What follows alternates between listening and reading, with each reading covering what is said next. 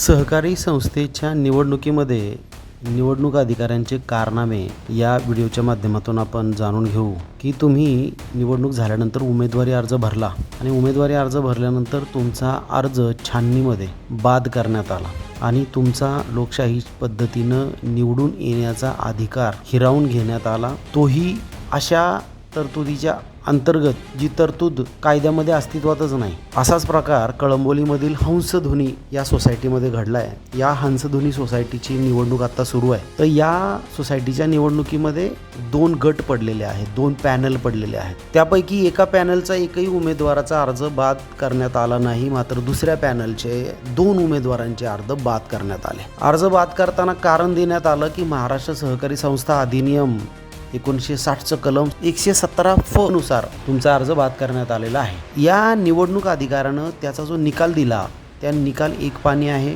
त्याच्यामध्ये त्याचं म्हणणं असं आहे की महाराष्ट्र सहकारी संस्था 1960 कलम 117 अन्वये आपली सदनिका किंवा तिचा भाग कोणताही भाग संस्थेच्या पूर्वलेखी परवानगीशिवाय पोटभाड्याने लिव्ह अँड लायसन्स पद्धतीने किंवा काळजीवाहू पद्धतीने दिला असेल किंवा आपला ताबा सोडला असेल किंवा संस्थेतील आपले भागभांडवल आणि हितसंबंध विकले असतील ती पात्र ठरणार नाही। या तरतुदीनुसार दोन उमेदवारांचा अर्ज बाद करण्यात आला का तर त्यांनी त्यांची जी सदनिका आहे ती भाड्याने दिली होती। मुळात सहकार कायद्यामध्ये 117 हे कलमच नाहीये।